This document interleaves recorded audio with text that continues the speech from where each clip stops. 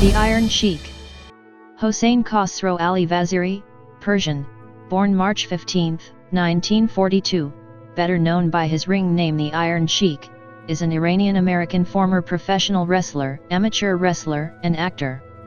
Vaziri is the first and only Iranian world champion in WWE history, having won the WWF World Heavyweight Championship in 1983. Coming off the Iranian hostage crisis, the Iron Sheik is considered to be one of the greatest heels of all time. His villainous character peaked during the 1980s WWF wrestling boom, and his rivalry with Hulk Hogan turned Hogan into one of the greatest television heroes of the decade. He would later form a tag team with Nikolai Volkoff, with whom he won the WWF Tag Team Championship at the inaugural WrestleMania event. In 2005, he was inducted into the WWE Hall of Fame. A heel throughout the 1980s, he later gained popularity on Kid Chris, The Howard Stern Show, and on the internet due to his shoot interviews, vulgar language, and his intense dislike for some of his fellow professional wrestlers. Early life and amateur wrestling. Khosrow was born in Tehran, Iran, and grew up in a working-class family which had little money and no running water. In his youth, he idolized Iranian Olympic gold medalist wrestler Gholam Reza Takhti, and he subsequently made a name for himself as an amateur wrestler. He also worked as a bodyguard for Shah Mohammad Reza Pahlavi and his family for several years. Khosrow competed for a spot on Iran's Greco-Roman wrestling team for the 1968 Summer Olympics in Mexico City. He then moved to the United States and became the assistant coach of 2 U.S. Olympic squads in the 1970s. In 1971, he was the Amateur Athletic Union Greco-Roman wrestling champion and gold medalist at 180.5 pounds. He later became assistant coach to the USA team for the 1972 Olympic Games in Munich. Professional wrestling career. Early career, 1972-1983. In 1972, Khosrow was invited to become a professional wrestler by promoter Vern Gagne. Khosrow trained at Gagness Wrestling Camp under trainer Billy Robinson, in the same class as Ric Flair, and then wrestled for Gagness-American Wrestling Association. He also worked as a trainer, teaching Ricky Steamboat, Greg Gagne, and Jim Brunzell. Khosrow first wrestled as a face in preliminary matches before a promoter suggested that he adopt a heel gimmick similar to that of the Notorious Sheik. Khosrow obliged and adopted what came to be his signature look. He shaved his head bald, grew a traditional buffo-style mustache, added wrestling boots with the toe curled up, a nod to his ethnic background which, according to Khosrow, was an idea from Jimmy Snuka. He also introduced the Persian clubs, a sport in his native Iran, and challenged wrestlers to do as many swings as him. His Iranian gimmick received attention due to the events of the Iranian Revolution. Taking the name the Great Hossein Arab, he won his first title, the Canadian Tag Team Championship, with partner the Texas Outlaw. He wrestled in Japan against the likes of Steve Day and Antonio Inoki in 1978. In 1979 he caught the eye of the World Wrestling Federation, WWF, where he made his debut in 1979 and won the first ever Battle Royal in Madison Square Garden, New York City. This earned him a title shot at then-champion Bob Backlund, who pinned him later that night in a 30-minute battle. He later feuded with Chief Jay Strongbow and Bruno Sammartino before leaving in 1980. Khosrow resurfaced as the Iron Sheik in the NWA territories. Playing on real-life political matters, notably the Iran hostage crisis, and the animosity Americans had for the country of Iran, he moved on to the Mid-South and Mid-Atlantic territories, capturing the Mid-Atlantic title from Jim Brunzell before moving to Georgia Championship Wrestling. There, he had notable matches with Dusty Rhodes, Dick Murdoch, and Tommy Rich, and traded the national TV title with Ron Garvin. World Wrestling Federation / WWF, 1983-1987. WWF Champion, 1983-1984. The Iron Sheik returned to the WWF in 1983 and challenged Bob Backlund for WWF World Heavyweight Championship again. Backlund accepted, and on the December 24 episode of All American Wrestling, also accepted Sheik's weekly Persian club challenge. He was successful in his third attempt to swing the clubs, and the Sheik immediately attacked him from behind, injuring his neck. In the December 26 title bout at Madison Square Garden, Backlund attempted to roll Sheik into a bridge pin, but this aggravated his weakened neck. Sheik capitalized by applying his camel clutch chin lock finisher. Backlund didn't submit, but his concerned manager Arnold Skolin threw in the towel and forfeited the championship. The Iron Sheik rematched Backlund indecisively at house shows and primarily defended the title against Chief Jay Strongbow, as well as Pat Patterson and Salvatore Bellomo. On national TV, he defeated only jobbers, but wrestled Tito Santana on a live Prism broadcast from the Spectrum in Philadelphia on January 21, 1984. This match was later included on WWE's Legends of Wrestling 3 compilation. 2 days later, at Madison Square Garden, the Iron Sheik was scheduled to rematch Backlund, who was replaced by Hulk Hogan. 5 minutes in, Sheik had Hogan locked in the camel clutch. Hogan powered to his feet with Sheik still on his back, rammed him backwards into the turnbuckles and hit his atomic leg drop for the pin and the championship. This moment is generally considered the beginning of Hulkamania. He then bitterly feuded with Sergeant Slaughter, winning a few matches by disqualification, but losing the rest by pinfall, including a boot camp rules match. Teaming with Nikolai Volkoff, 1985-1987.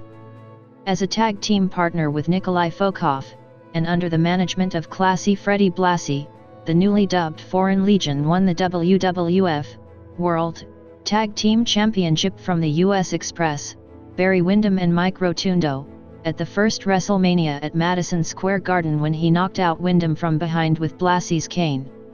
Part of the pair's regular entrance consisted of waving the flags of Iran and the Soviet Union, then demanding that the crowd be quiet and show respect while Volkoff sang a throaty version of the Soviet national anthem, a demand that usually only attracted boos from the usually pro-American crowds. Sheik then usually grabbed the mic and said Iran number 1, Russia number 1, USA, followed by a simulated spitting act. It was all designed, very successfully, to get major heat from the crowd. During his stint in the WWF, he appeared in the music video for Cyndi Lauper's Goonies Are Good Enough as a part of the Rock and Wrestling Connection. The Iron Sheik character was also seen regularly on the CBS animated series Hulk Hogan's Rock and Wrestling, where he was voiced by American actor Aaron Kincaid. During 1986, Fred Blassie was beginning to wind down his career and as part of the storyline, eventually sold his wrestlers' contracts to new WWF manager Slick before retiring.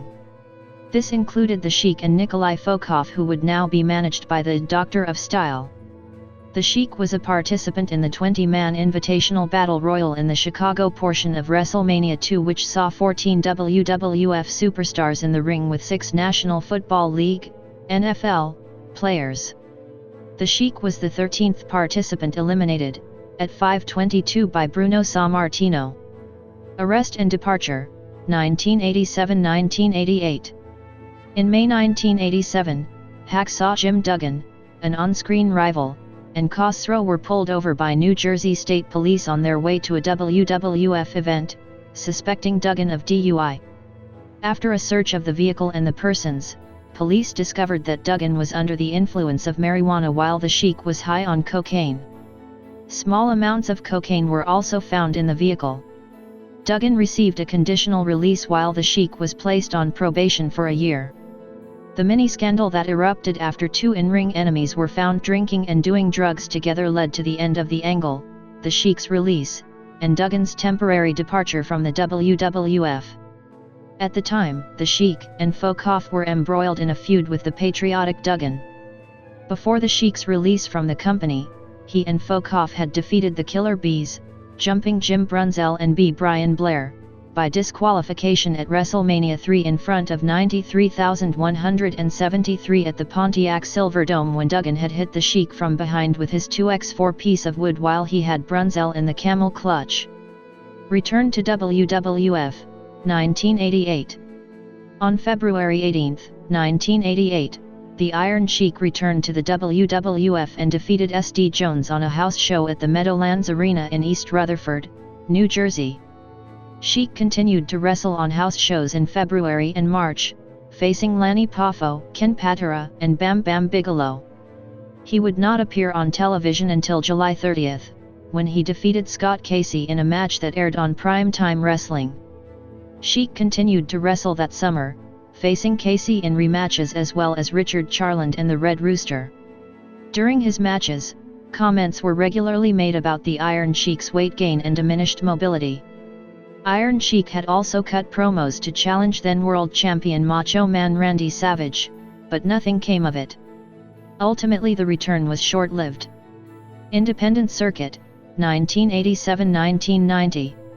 In 1987, the Iron Sheik competed in Dallas World Class Championship Wrestling, WCCW, where he feuded with Matt Bourne over the WCWA Texas Heavyweight Championship.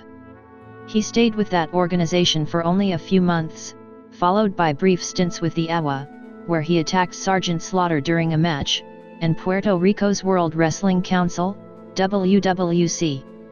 In addition to reigniting his feud with Slaughter and teaming with Colonel De Beers, his main opponent during this time period was Tony Atlas, with whom he feuded in both WCCW and WWC. National Wrestling Alliance/World Championship Wrestling, 1989–1991. On February 25, 1989, the Iron Sheik made a surprise appearance at a NWA taping in Atlanta, Georgia, and immediately challenged Ricky Steamboat. On April 11, he challenged Sting at a television taping to a Persian club swinging competition. On the April 29 episode the competition ensued, which Sting admitted that Sheik had won, leading to a match between the two at Music City Showdown. On May 7 the two faced off, and Sheik was defeated by TV champion Sting. In August 1989, he would form a brief alliance with Ron Simmons, appearing in his corner during a match with John Brewer. He would appear later that month in the corner of Simmons and the Cuban Assassin in a victory over Tommy Rich and Eddie Gilbert. On August 26, Simmons and Sheik were guests of Paul E. Dangerously's Danger Zone, where he admitted that he was now training Simmons and was looking for a tag team partner for him. The angle was eventually dropped and Simmons went on to team with Butch Reed as Doom, while Sheik finished his initial WCW tenure in house show matches against Norman in January 1990. The Iron Sheik would return after a 7-month absence following Ole Anderson's elevation to head booker. A contract snafu saw WCW allow Sheik's 1-year deal to accidentally roll over and continue to work with the company. On July 7 at Great American Bash 1990 he faced Mike Rotunda in a losing effort in his first match back. He wrestled Brian Pillman, Tom Zenk, Terry Taylor, Brad Armstrong, and Big Van Vader on the house show circuit through the fall and winter of 1990. His final match was against the Junkyard Dog on January 26, 1991 in Columbia, South Carolina, after which he left the company. Returned to the WWF, 1991–1992. He returned to the WWF again on March 11, 1991, making his re-debut on Wrestling Challenge as Colonel Mustafa, and was aligned with former enemy Sergeant Slaughter. Along with Iraqi General Adnan, Slaughter and Mustafa were portrayed as Iraqi sympathizers during the Gulf War and feuded with Hulk Hogan and the Ultimate Warrior. Following Slaughter's face turn after SummerSlam 1991, Mustafa remained aligned with Adnan. He dropped to a lower midcard position, primarily losing matches against faces such as Slaughter, Tito Santana, and Tatanka.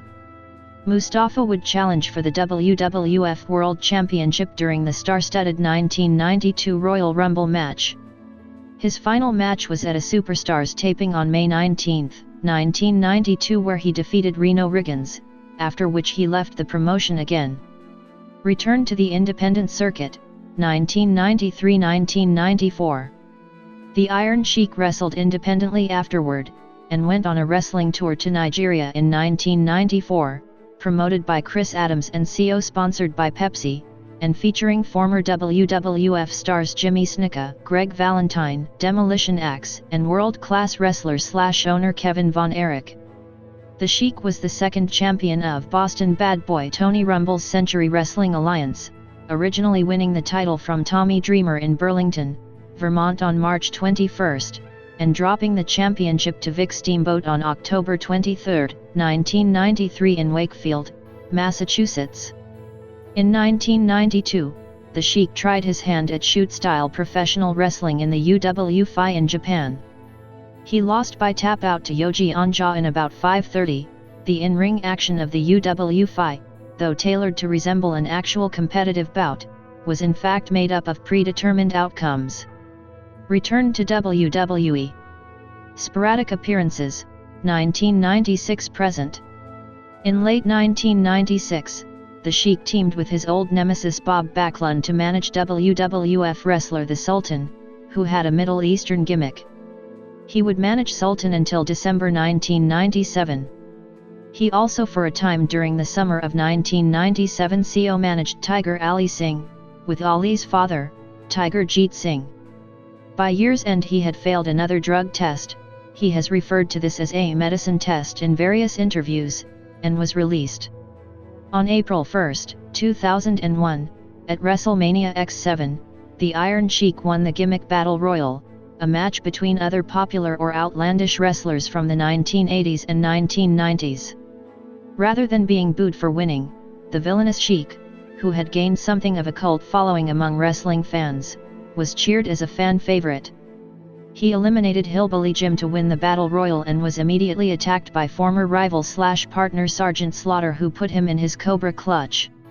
He went on to wrestle in various independent promotions for several years afterwards, and he still appears at independent events today.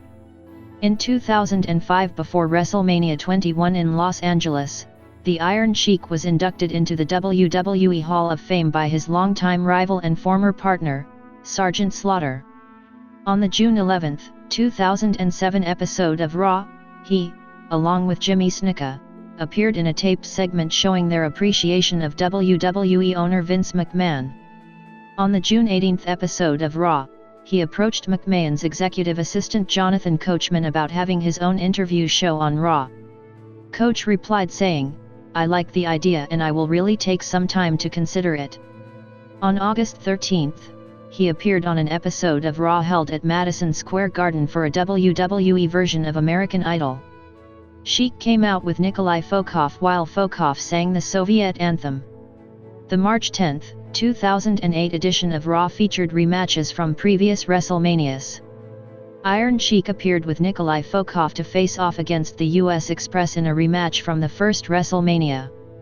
Before the bout could begin, they were interrupted by Jillian Hall, who came out to sing the Bruce Springsteen song Born in the USA, which had been the US Express entrance music during their 1985 feud. In 2004, his MWF studio shoot interview DVD made him a star to a whole new generation of fans, talking about his hatred for Brian Blair, Hulk Hogan, Jake Roberts, and others.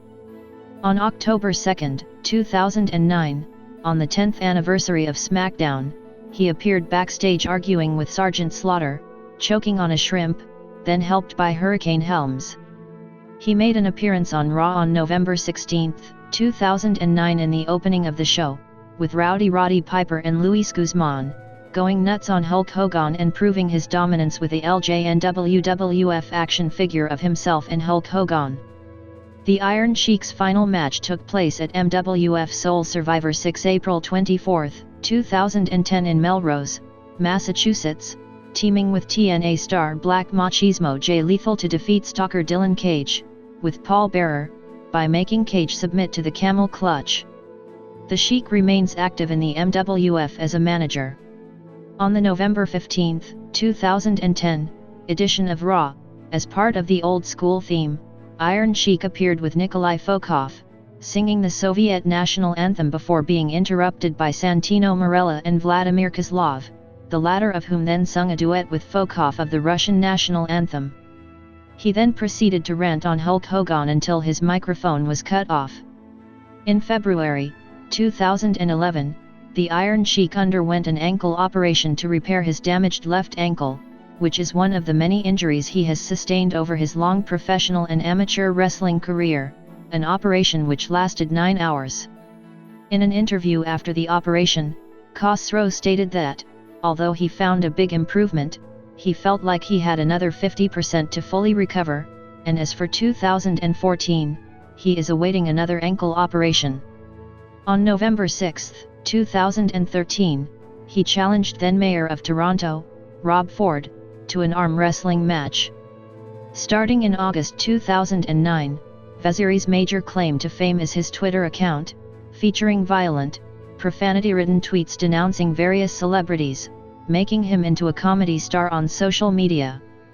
Vaziri does not actually write the tweets issued under his name, which are instead the work of a pair of Toronto-based special event organizers, Gian and Paige Magan.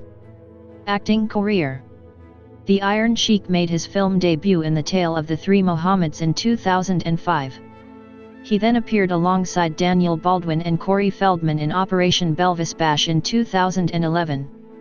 Sheik also made an appearance on the Canadian show Kenny vs. Spenny on the Who is a Better Pro Wrestler episode, where he attempted to sodomize a naked Spenny with a beer bottle.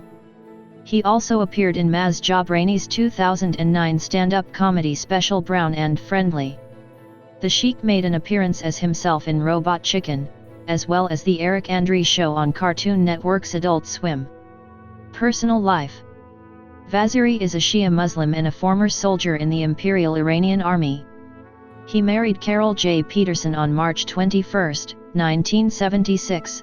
The best man at the wedding was Mean Gene Åkerlund, whom the Sheik often referred to as Gene Mean in his broken English. They have 3 grown daughters as well as 5 grandchildren together. His eldest daughter Marissa was murdered by her boyfriend Charles Warren Reynolds in May 2003 at the age of 27. Reynolds was taken into custody and later convicted of the crime. In August 2013, Iron Sheik's managers Paige and Gian Magan crowdsourced $40,441 to write, direct and produce a documentary, Iranian Legend, The Iron Sheik Story. Some of the proceeds from the film will be used toward the costs of double knee and ankle surgery he cannot afford. Originally, the documentary was scheduled for a 2008 release under the title Iron Sheik. From A to Z. Sheik's documentary was released in 2014 under the title The Sheik. Championships and accomplishments. Islip Wrestling Hall of Fame, 1994.